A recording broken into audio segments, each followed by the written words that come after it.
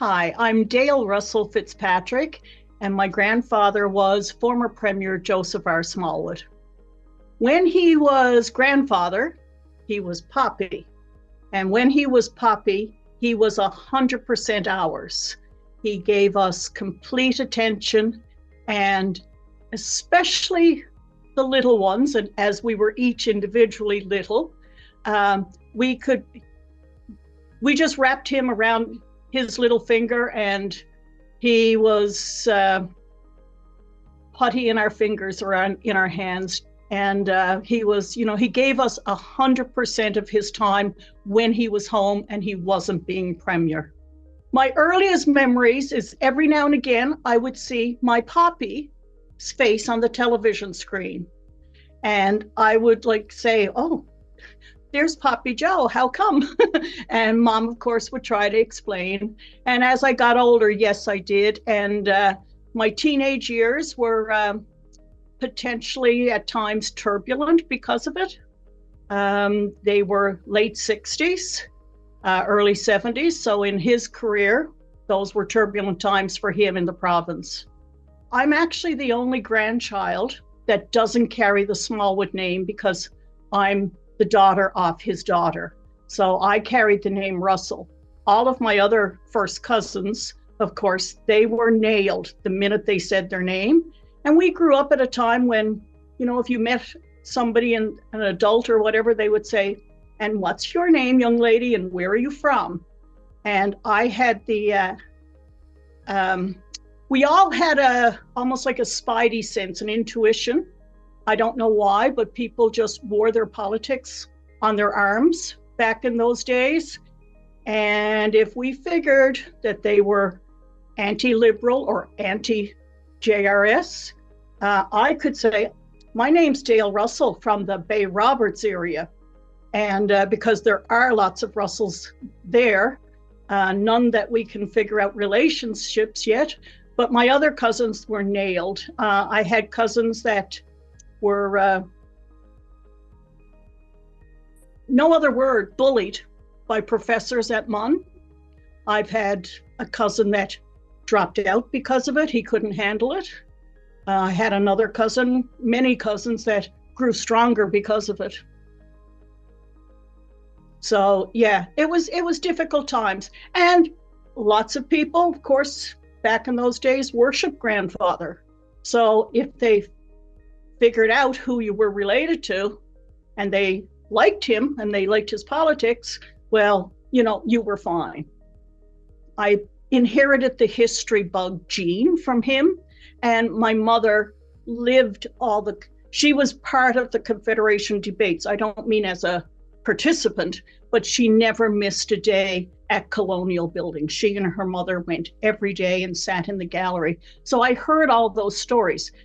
You also have to remember that before he had this steady paying job, grandfather was a journalist. He was a pig farmer. He was an author.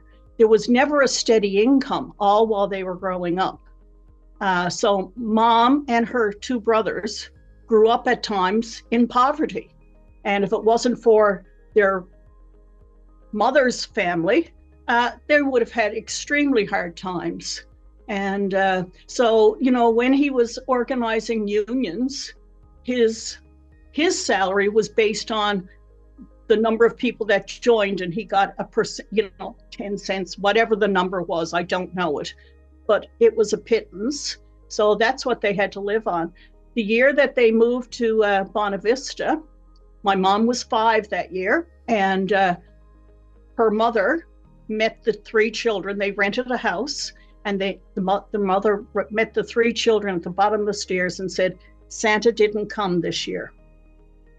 And she played it off as that he didn't know their new address where they had moved to Bonavista. But it was actually because of poverty. I was born in the mid-50s, so things had become a little prosperous or more prosperous for most people at that point in time. So I didn't know that, exact poverty. Mind you, I'm the daughter of a gentleman that was a farmer. And so funds were not always plentiful in our family as well. But we didn't need them to be. We were fine, and I didn't ever consider myself poor. I never, ever considered myself rich, nor were we. So I didn't feel the poverty of pre-Confederation days. And I'm an only child. My husband, who was actually the first of he's one of 13 and the first to be born a Canadian in 1949. And, that family knew the difference between pre-Confederation and Confederation. For all the reasons that people, quite often say, the politics of it and whether we should have joined with such a slight majority in the vote, I'll leave that to the historical pundits. But to me, a majority is a majority, and they did get a majority. So we weren't going to get any help or support from a bankrupt Britain.